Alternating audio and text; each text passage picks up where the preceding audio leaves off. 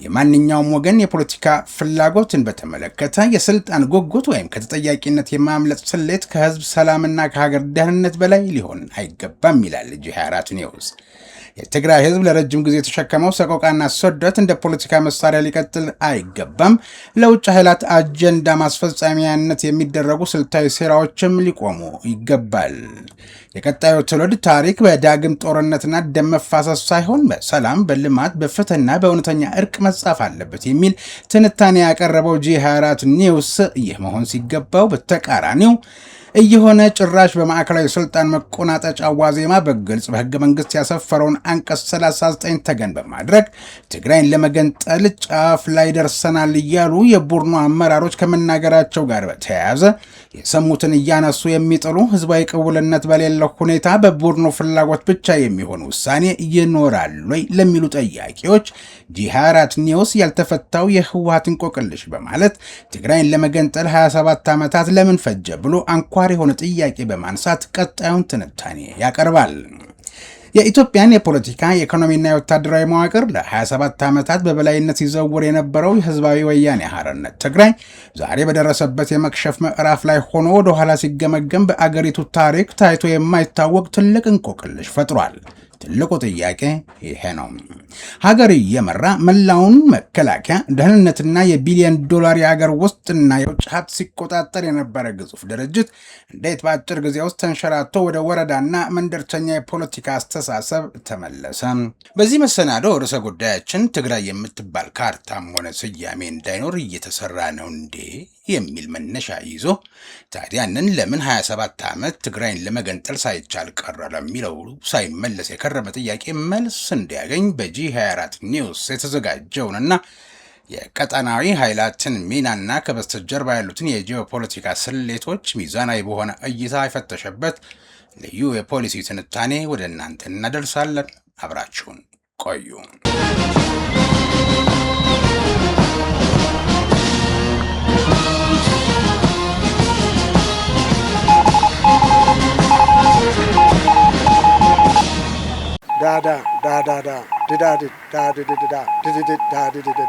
ሞርስ ማለት ይችላል። ይህ ሞርስ ነው የሚያዘጋጀው ወንድም ኢዮብ። ጤና ይስጥልኝ። ይህ በምድር ኃይል ፎሌን ሲነፋ በአየር ኃይል ፓሬድ በባህር ኃይል ማስተሪንግ ሲደረግ ወደ እናንተ እንዲደርስ ለዛሬ የተሰናዳው የሞርስ ልዩ ትንታኔ እነሆ ጀመረ።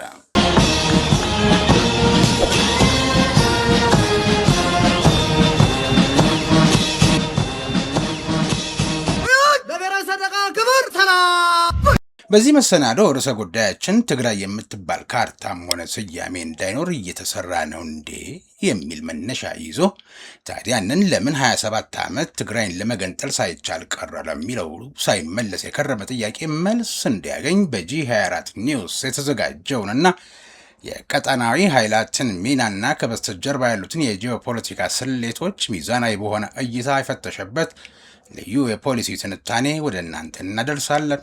አብራችሁን ቆዩ።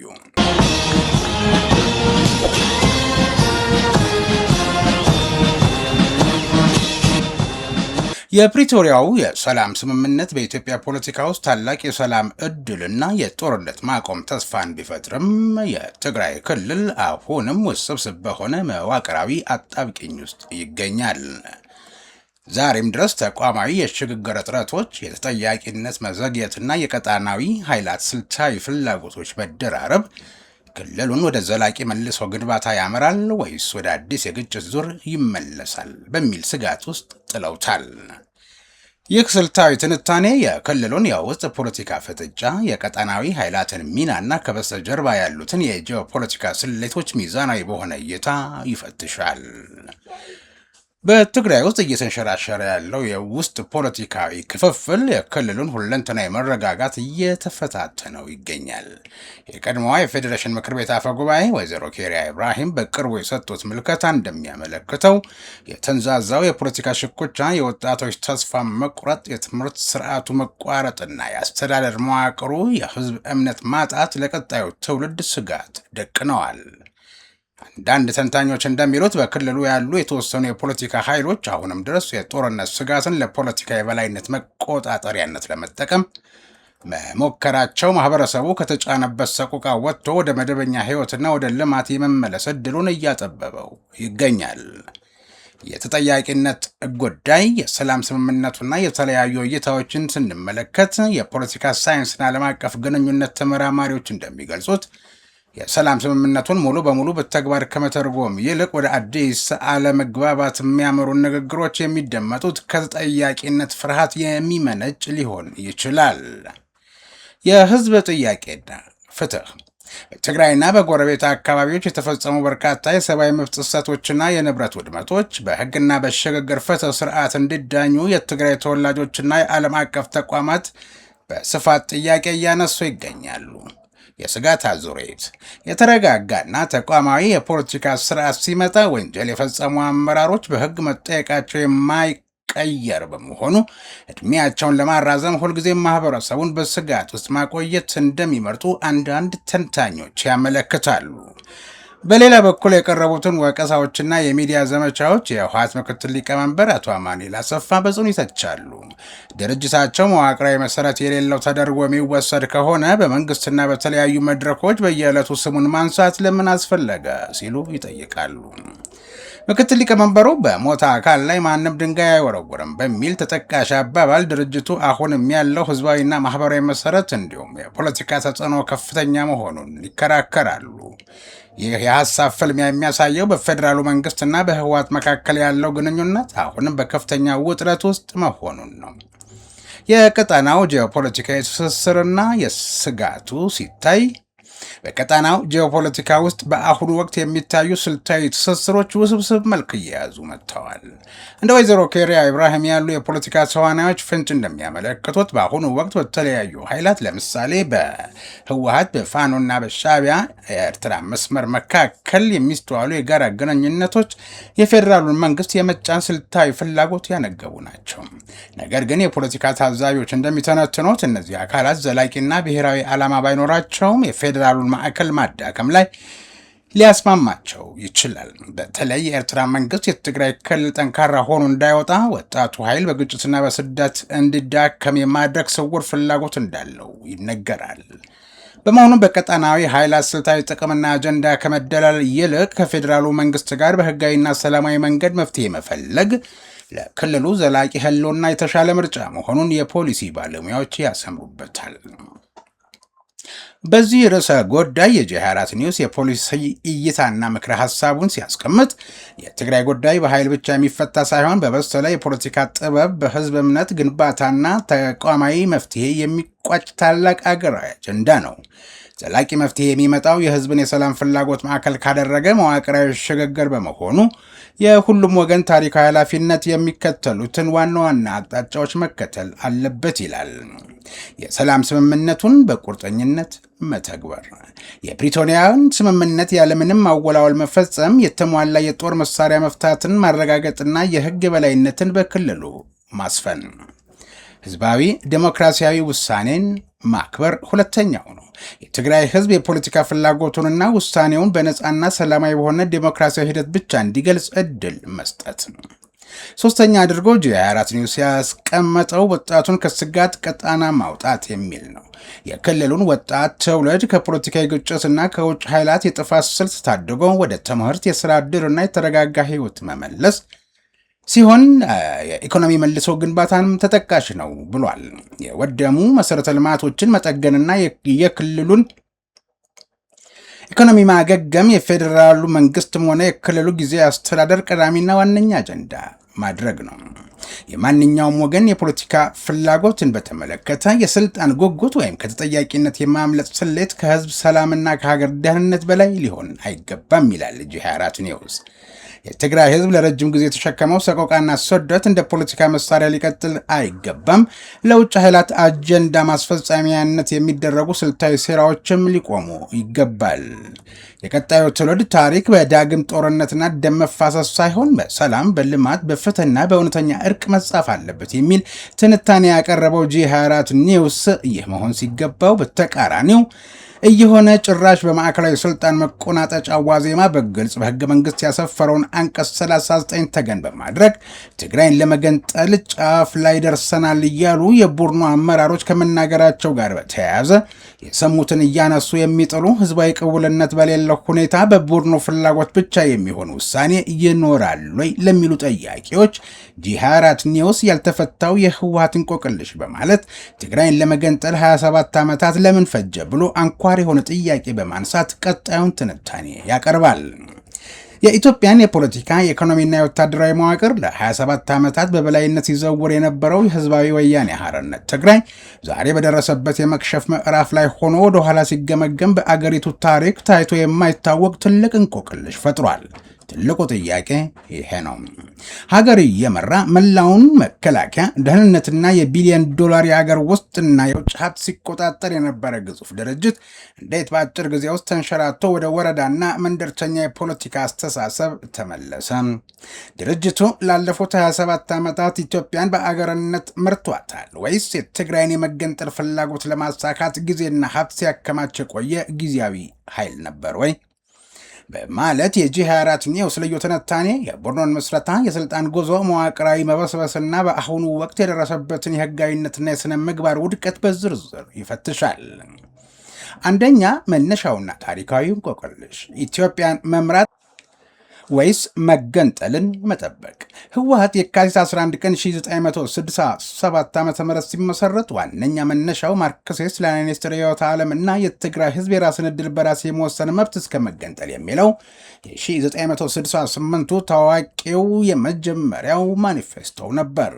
በኋላ ላይ ከሌሎች ብሔር ተኮር ድርጅቶች ጋር በመጣመር ኢህአዴግን መስርቶ አዲስ አበባ ሲገባ መገንጠልን ትቶ ዲሞክራሲያዊት ኢትዮጵያን መገንባት የሚለውን መስመር የተቀበለ ቢመስልም የተከተለው ብሔር ተኮር የፌዴራሊዝም ስርዓት ግን ኢትዮጵያን ከመገንባት ይልቅ ለማዳከም የተነደፈ ስልታዊ ስሌት እንደነበር ብዙ የፖለቲካ ተንታኞች ይስማማሉ።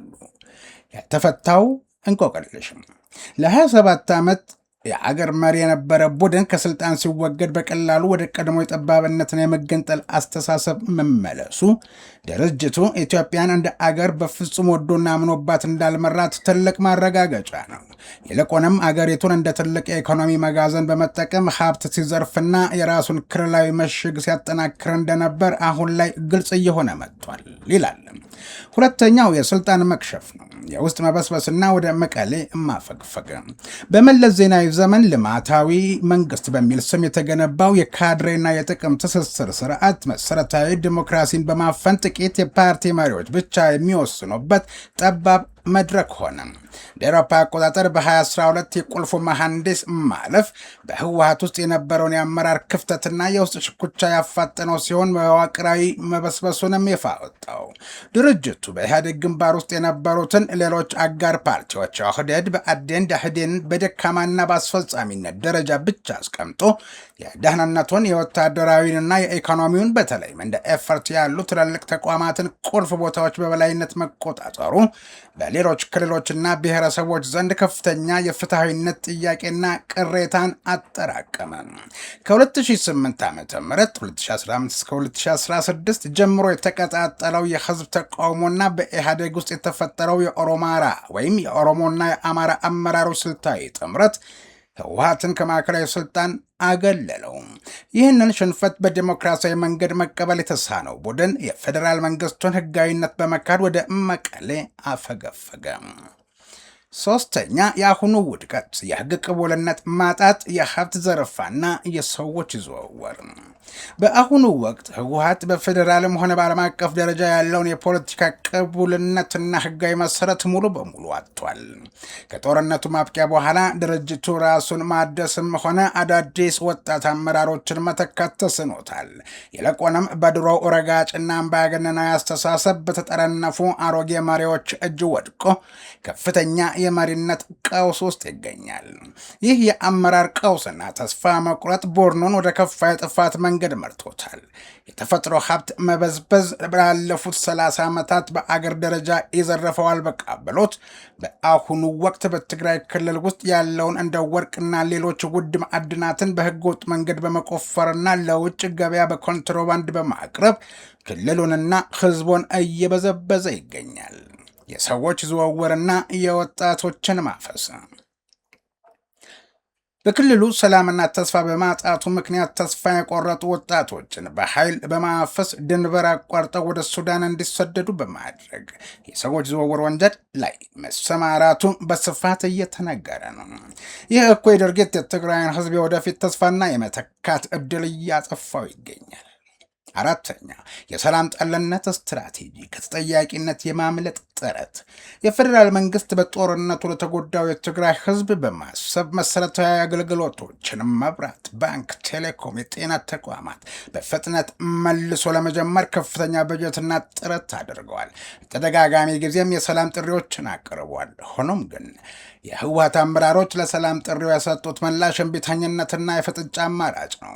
ይህ ሰላም ጠልነት የትግራይን ህዝብ ለማሰብ ሳይሆን ከተጠያቂነትና ከሽግግር ፍትህ የማምለጥ ሰልቻዊ ስትራቴጂ እንደሆነ ግልጽ ነው።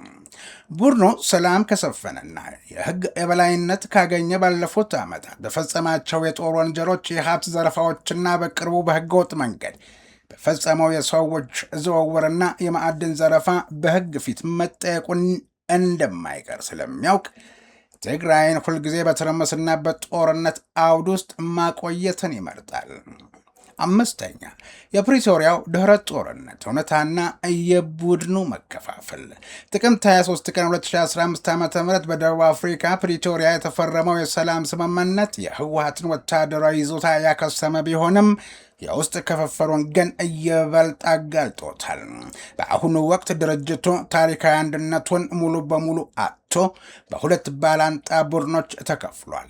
የፓርቲው ክንፍ ዶክተር ደብረጽዮን ገብረ ሚካኤል የድሮውን አምባገነናዊ መዋቅርና የበላይነት ይዞ ለመቀጠል የሚሞክር ሲሆን የጊዜያዊ አስተዳደሩ ክንፍ ፕሬዝደንት ታደሰ ወረደ ከጦርነት በኋላ ካለው እውነታ ጋር ለመጓዝ የሚሞክርና ከቡድኑ ጋር የከረረ ፍጥጫ ውስጥ እየገባ ሲሆን ይህ የውስጥ መከፋፈልና የስልጣን ሽኩቻ የፓርቲውን የመጨረሻ የመክሸፍ ምዕራፍና የህጋዊ ሰውነት መውደቅን ያረጋገጠ ክስተት ሆኗል ያለው የጂ24 ኒውስ ልዩ የፖለቲካ ትንታኔ በማጠቃለያው የህወሓት የፖለቲካ ጉዞ ከትልቅ የታሪክ ውድቀትና ክሽፈት የሚመደብ ነው። ሀገር ከመምራት ተነስቶ በክልል ደረጃ ማዕድን ወደ መዝረፍና የሰዎች ዝውውር ወንጀል ውስጥ መዘፈቅ የአስተሳሰብና የመዋቅር የኋሊት ጉዞን በግልጽ ያሳያል። በአሮጌ አስተሳሰብ እየተጠረነፈውና ለወጣቶች ዕድል መስጠት ያልቻለው ይህ ቡድን ዛሬም የትግራይን ህዝብ የድህነትና የችግር ሰለባ በማድረግ ከተጠያቂነት ለማምለጥ ባንዳነቱንና አገር የማተራመስ አጀንዳውን ቀጥሎበታል። የቡድኑ ዓላማ አሁንም ያልተፈታ እንቆቅልሽ ቢሆንም ታሪክና የኢትዮጵያ ህዝብ ግን እውነተኛውን የውድቀት ገጽታቸውን መመልከት ከጀመሩ ቆይተዋል በማለት ጂ24 ኒውስ ምልከታውን አጠናቋል። ብዙዎች እንደሚስማሙት አሁን ላለንበት የፖለቲካ ምስቅልቅል ዋነኛ ጠንሳሹ ከመጠንሰስም አልፎ ህግ አድርጎ የዘር ፖለቲካ እንዲጸድቅ ካደረገው የወያኔ ኢህአዴግ ድብቅ ሴራ መነሳትን ይመርጣሉ። በዋነኛነት በዚህ ቡድንና እርሱ በፈለፈላቸው ቡድኖች እንዲሁም ከቅርብ ጊዜ ወዲህ ወታሪካዊ ጠላቶቻችን ከእኛ በላይ ስለኛ ያስቡልናል ስንላቸው የነበሩ የጎረቤት አገር ባለስልጣናትና አመራር ላይ ያሉ የገዢው ቡድን ስፖንሰር በሚያደርጓቸው ታጣቂዎች ምርጫቸው ከመነጋገር መዋጋት እንዲሆን በማድረግ የህዝብ ጥያቄ ይዘን ተነሳን የሚሉትም ጥያቄያቸውን ለማስመለስ እየተዋጉ ነው አይደለም። አሁን እንኳን ለቡድተኝነትና የግላዊ ጥቅም ላይ ማተኮራቸውን በስራቸው እያረጋገጡ ነው ባይ ወቃሽ ድምፁ እየተሰማ ነው። ለዚህ ይመስላል የሰላም ቁልፉ በማን እጅ ነው ሲል የጂ24 ኒውስ በልዩ የፖለቲካ ትንታኔ ርዕሰ ጉዳዩን ማመላከት የወደደው። የኢትዮጵያ የፖለቲካ ታሪክ በአብዛኛው በኃይልና በግጭት እየታጀበ የአንድ መሪ መውደቅ በሌላ የኃይል ለውጥ የሚተካበት አጥፊ ዑደት ውስጥ ቆይቷል ሲል የሚጀምረው የጂ24 ኒውስ ልዩ የፖለቲካ ትንታኔ ይህ ተደጋጋሚ የግጭት ታሪክ በማህበራዊ መተማመን፣ በኢኮኖሚያዊ እድገትና በአገራዊ ተስፋ ላይ ከፍተኛ ጫና ፈጥሯል ባይ ነው። የሰላም ሚኒስቴር ሰላምን ከጦርነት አለመኖር ብቻ በላይ በመመልከት ፍትህ፣ ማህበራዊ መተማመን፣ ውይይት፣ የወጣቶች ተሳትፎና የተቋማት አቅም ግንባታን ያካተተ ሰፊ የሰላም አስተሳሰብ ወደ ተግባር እያሸጋገረ ይገኛል ሲል ጉዳዩን ያነሳል። በተለይም አንድ እቅድ አንድ ሪፖርት መርህ የዲጂታል መረጃ አያያዝና ከሃይማኖት ተቋማትና ከማህበረሰብ መሪዎች ጋር የሚደረጉ ውይይቶች ተቋሙን ወደ ቅድመ ሰላም ግንባታ ስትራቴጂ እያመሩት ነው ባይ ነው። ሆኖም የሰላም ስምምነት መፈረምና ተቋማትን መገንባት የጉዞው መጀመሪያ እንጂ መጨረሻ አይደለም። ትልቁ ፈተና የህዝብ እምነት መመለስ፣ በግጭት የተጎዱ ማህበረሰቦችን መልሶ ማቋቋምና የተደረሱ ስምምነቶችን በተግባር ማረጋገጥ ነው። የሰላም ግንባታ የመንግስት ተቋማት ብቻ ኃላፊነት ሳይሆን የህዝብ የጋራ ባለቤትነትን የሚፈልግ ሂደት ነው። ዜጋው ራሱን የሰላም ጠባቂና ባለቤት አድርጎ ሲመለከት ልዩነትን እንደ ጠላትነት ሳይሆን እንደ አገራዊ ሀብት ሲቀበል ዘላቂ ሰላም ይጸናል። በዚህ ሂደት የኢትዮጵያ አገር በቀል የሰላም እውቀት ወሳኝ ሚና አለው። ሽምግልና፣ እርቅ፣ ይቅርታ፣ የሽማግሌዎች ምክክርና የማህበረሰብ መግባባት ልምዶች እንደ ባህላዊ ልምድ ብቻ ሳይሆኑ እንደ አገራዊ የሰላም እውቀት ሀብት ሊመዘገቡና በዘመናዊ የሰላም ስርዓት ውስጥ ሊዋሃዱ ይገባል። ህግ የሰላምን መዋቅር ሊያቆም ይችላል። የሰላምን ባህል ግን የሚገነባው ማህበረሰብ ነው። ስለዚህ የሰላም ሚኒስቴር ሰላምን የሚያስተዳድር ተቋም ብቻ ሳይሆን የኢትዮጵያን የሰላም እውቀት የሚያሰባስብና የሚያስተላልፍ ተቋም መሆን ይገባዋል። ለዚህም የአገር በቀል የሰላም እውቀት ማዕከል መቋቋም ወሳኝ ስልታዊ እርምጃ ሊሆን ይችላል። ይህ ማዕከል የሰላም ታሪኮችን ሊመዘገብ፣ የአካባቢ የግጭት መፍቻ ልምዶችን ሊያጠናና ለሰላም ሰራተኞች ስልጠና ሊሰጥ ይችላል። የሰላም ሚኒስቴር በሪፎርም በዲጂታላይዜሽንና በቅድመ ሰላም ግንባታ ላይ ያሳየው እርምጃ የሚደነቅ ቢሆንም በቀጣይ የሚጠብቁት ስራዎች ከፍተኛ ናቸው።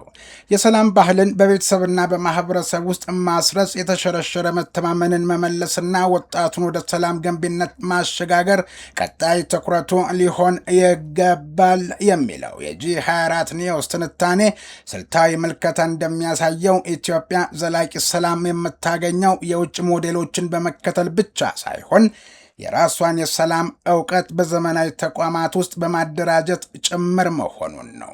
እውነተኛ ድል የሚገኘው በኃይል ሳይሆን ሁሉም ወገን በጠረጴዛ ዙሪያ ተቀምጦ ሐሳብን በሐሳብ ማሸነፍ ሲችል ነው። የሰላም ሚኒስቴር የአገራዊ ምክክር ሂደት የአገር በቀል እውቀትና የህዝቡ የሰላም ዘብነት ተቀናጅተው ሲሰሩ ብቻ ዘላቂ ሰላም ይገነባል በማለት በርዕሰ ጉዳዩ ላይ የጂ24 ኒውስ አትኩሮቱን አድርጎ የተነተነበት ልዩ የፖለቲካ ትንታኔን ቋጭቶታል።